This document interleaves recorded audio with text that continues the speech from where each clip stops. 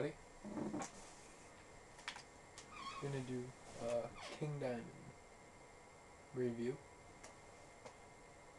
of Them, 1988.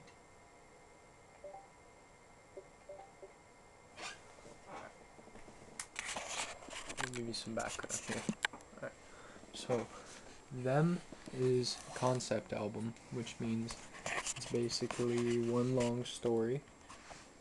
It's about King. He's a little child. His grandmother gets back from a long vacation, which was really, she was in an insane asylum, and she comes back and conjures up a whole bunch of ghosts, which are called Them, and he's there with his sister Missy and his mother, and it gets pretty crazy. So let's listen to the intro here, called Out from the Asylum.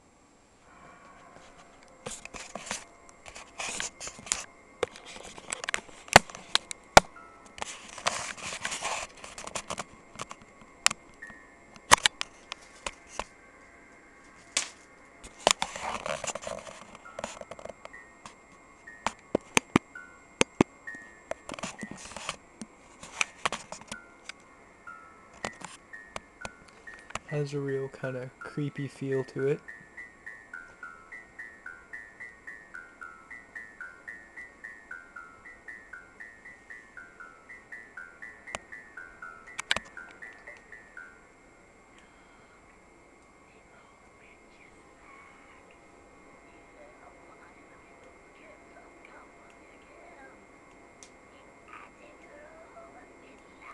That's Them talking.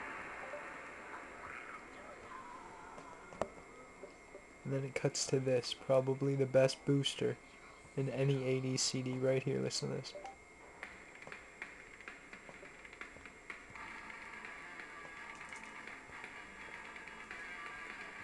Many of you will know this song from Clerks 2. It's what Jay and Silent Bob dance to. His trademark falsetto voices. This is my favorite song on the whole CD, The Invisible Guests, which Jay sings to Elias in Clerks 2 when he's like, hearing unknown voices laughing inside. That's this song. And then so this song is when he realizes that his grandmother is speaking to ghosts and weird things happen, like she's having a tea party and all the cups are floating in the air. This song's called Tea. This is where his grandma basically gets the family in on it, and he cuts his mother's hand. No, the grandma cuts King's mom's hand to put blood in the tea to conjure up the ghosts. And then there's a spell that's weakening King's mom, and Missy tries to get King to help her, and he cuts the telephone wire because he's under the influence by Them, and he's kind of under a state of mind in which a spell is cast over him. And then bye Missy. Grandma and Them kill Missy, the little girl, and they chop her up with an axe and put her in the fireplace after being thrown down the stairs. This is when she breaks the teapot, and so this song's called A Broken Spell. And King finally realizes what's going on, and he sees an axe floating around that's going up to Missy, and then he sees the fireplace smoke rising, and he realizes what happened. This is The Accusation Chair. This is a great song. This is where King gets his revenge on Grandma. Listen. Well, he goes up to find her, and he acts like he's still under the spell, and he gets her outside where they are powerless, and takes the cane away from her and slits her throat with an axe. So really, I guess King Diamond originated death metal. Then this is just a creepy little instrumental of Them, and then Twilight Symphony is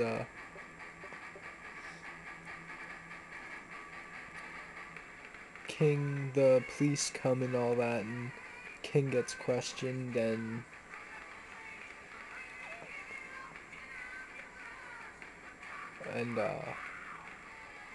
he gets taken away to the asylum that his grandma came from. See?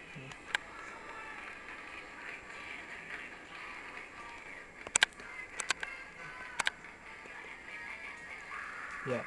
So, and they don't ask about Missy or anything, and then here's Coming Home. It's kind of just, it's not even a song, it's just King comes home and his grandmother's dead talking to him. And then this was a bonus track called Phone Call. It's just a really over the toply corny acted thing. Listen.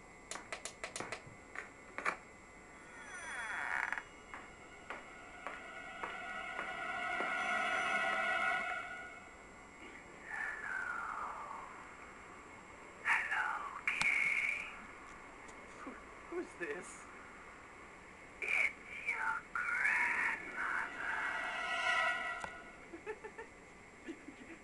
You're dead.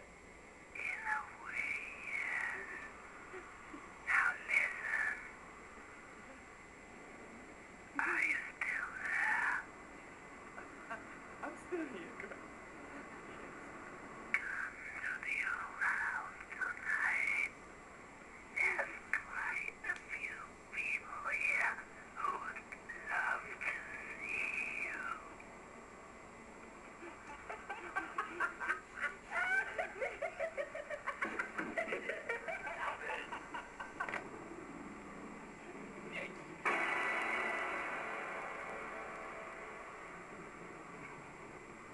It's darling all over again. Yeah. Just fun little things.